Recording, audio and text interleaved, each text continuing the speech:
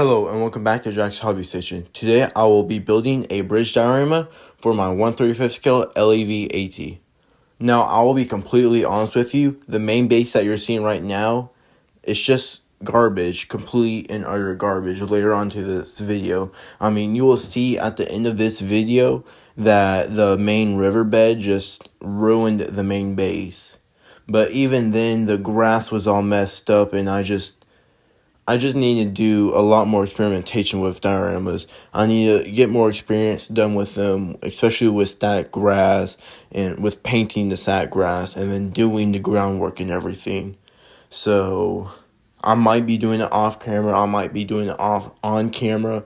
I mean, there's no real way to tell right now. I'm most likely going to do it off camera as I'll just feel less stress about it and it'll allow me to take my time with it. In case you haven't noticed yet, I am doing my voiceovers completely off the script. I mean, I just find it more entertaining and I find it just to be way more simple and a lot better than saying, okay, first I did this, then that, and then this, then that, and then this, and then just repeating the same words over and over, as that's just boring. So for the rest of this video, I'm just going to be talking about the diorama and how I just came to the idea of it. So I wanted a diorama that would be representing parts of Georgia, my home state. So I had taken inspirations from some small bridges that are out in the back roads, and that is the main centerpiece for the diorama now, because it's going to have all the figures and everything on it. And I wanted it to be completely war-torn, as though heavy fighting has been there. So I added tons of craters, and then I'm planning on adding tons of shell casings and just blowing up bits of debris, extra magazines laying around even, or even stuff such as spent rocket launchers, smoke grenades, so on and so forth. So right now in the video, you can see me working on the bridge. Later on, when I add all the concrete, it all needs to be sanded down. I haven't sanded anything down yet.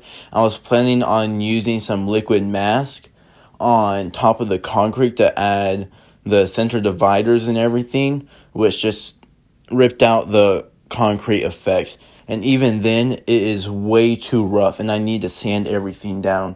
And my current thing of concrete, it dried up, so I'm gonna have to buy a new one. And then once I get that new can, I'm gonna get back on the diorama, and then I'm gonna add the concrete paste. Then I'm gonna sand everything. After that, I'm gonna add the center dividers, then do a black wash, then do a dust effects using my airbrush, because AK makes this liquid pigment effect which you can put into your airbrush and spray on, which is the main thing I used for my diorama to give it that Georgia clay feel. So right now I am only 4 minutes into a 18-minute video and I'm already running out of things to talk about. So I mean, I'm also just going to be largely talking about future content of my YouTube channel and future videos and what I have going right now, what I have planned, and then also future events. So first up is the T72 with the ERA from Dragon. I posted a video of it, of me working on it, and since then I have not posted a single thing on it. That's because it was basically finished and I I brought it to a model show, but before that model show I had dusted all my tanks off. So I had turned up my air compressor to 50 3 psi, and then when I came back, I forgot I had set the psi so high. So when I added the final touches, using the dust effects, it just completely ruined the model. It got everywhere. It just destroyed it. So, right now I have all the or most of the paint stripped and most of the mud stripped. I just need to give it a I just need to repaint it and then re-weather it, and then before that I need to glue some parts back together. But I'm gonna release the current video that I have so far for the T72 as part 1 of 2 for the final touches. This part 2 is just probably going to be a slideshow with some video of me painting and weathering it. I mean, it's nothing special. It's exactly what I did in the part 1 of it. But the thing is that it was meant to be a test vehicle for testing my new weathering products, which is 3 new dust effects that I bought from AK, which is the same liquid pigment stuff that you can put into your airbrush and then spray, but it's like enamel. So it's hard to clean out your airbrush, so not exactly the best product to use, but if it works, it works. And then after that T72 video, I have a M26 2-in-1 video. It will have me building the M26 and me painting and weathering it. But I will be completely honest with you, this kit has not gone to plan. I spent literally 6 months on the dot building it, and even then I left a couple pieces off accidentally, and then I also forgot to add some weld seams. So even then, it's technically still unfinished.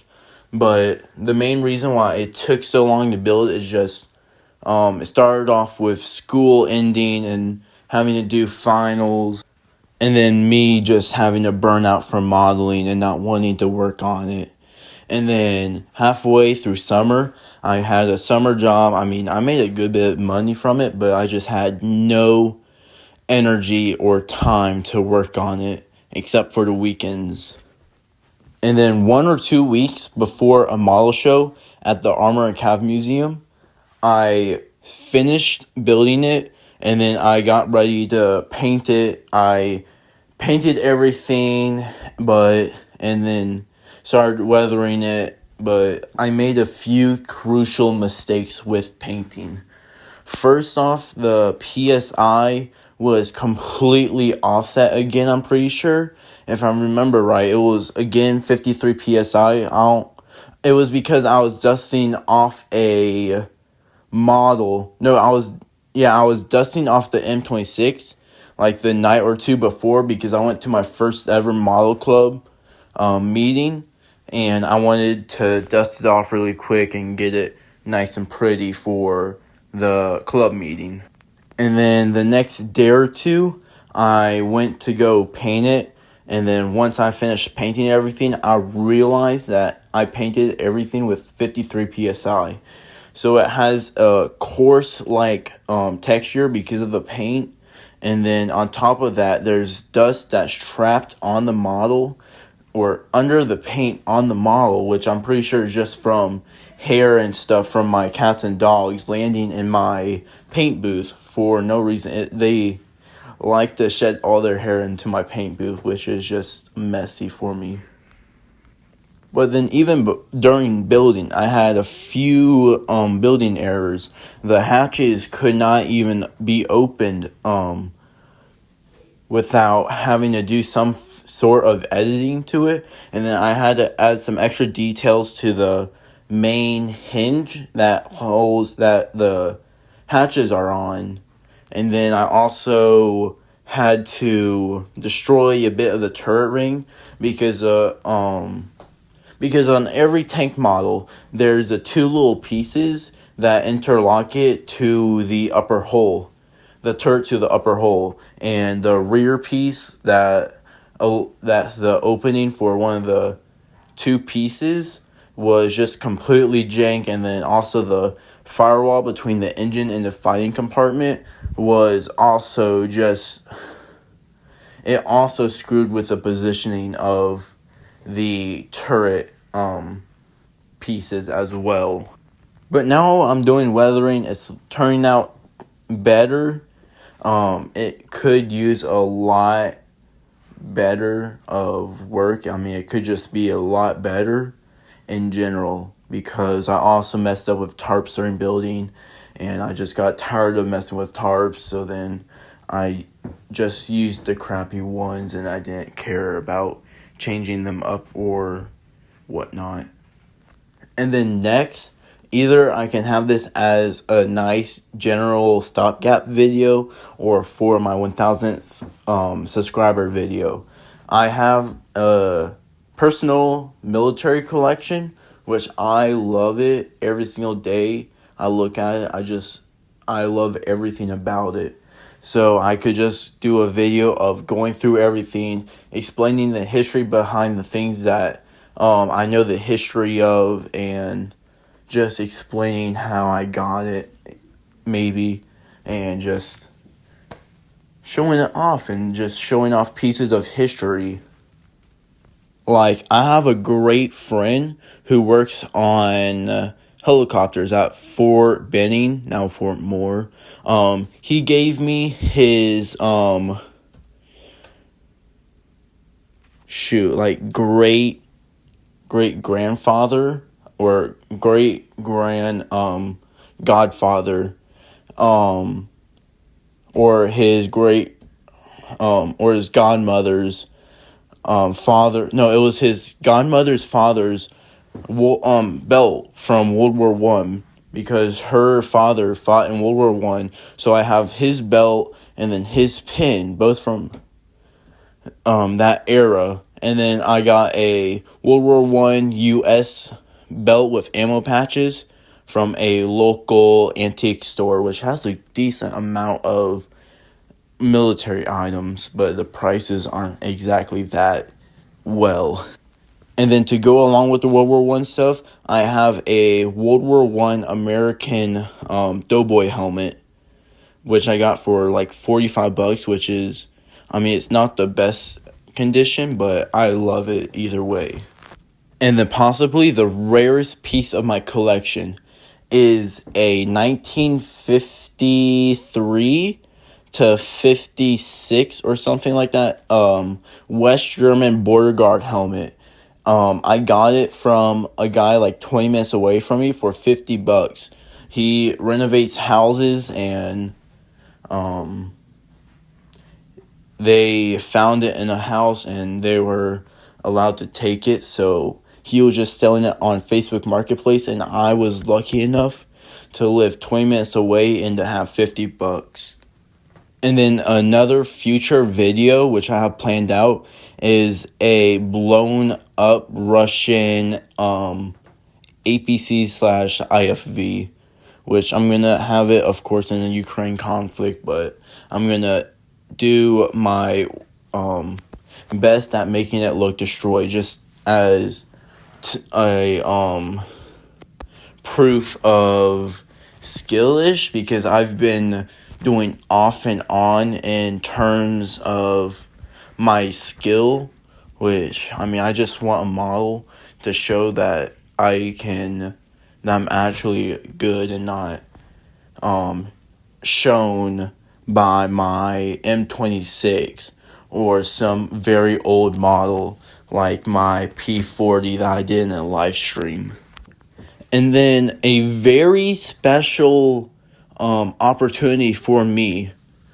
The week after Christmas, I will have the amazing opportunity to go volunteer to help restore stuff, or just volunteer cleanup or something at the Armor and Cavalry Museum at Fort Benning.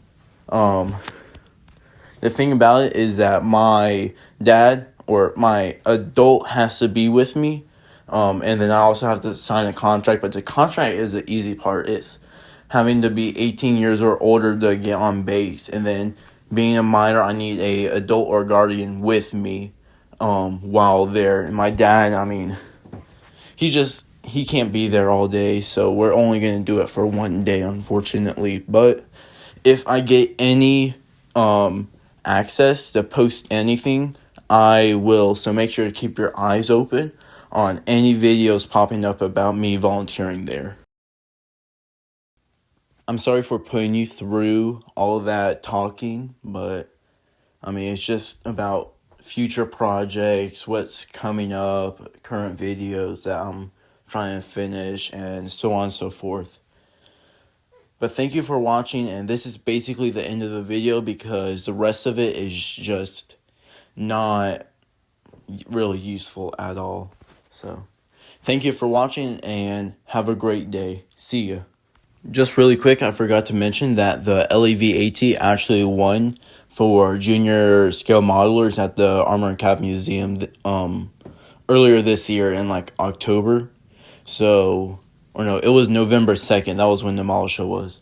But I won it. I'm also going to link the video of me building and then me painting and weathering the LEV-AT because the year before, so last year when I had the LEV at the model show, it was just complete garbage because I rushed it, and honestly, and you should never rush anything. I'm learning this the hard way. Thankfully on the LEV I managed to save it, but on the M26 it's just a lost cause. But for the LEV-AT, I just completely redid it and it just looks perfect. Oh, and one last thing, make sure to go to the comments and comment whether you like this version of voiceovers or my previous videos versions where I do everything very like, I did this and that and then this and then that, or because, I mean, I personally find that very boring and just stupid and just not entertaining at all. But you're the viewer. So just let me know what you think.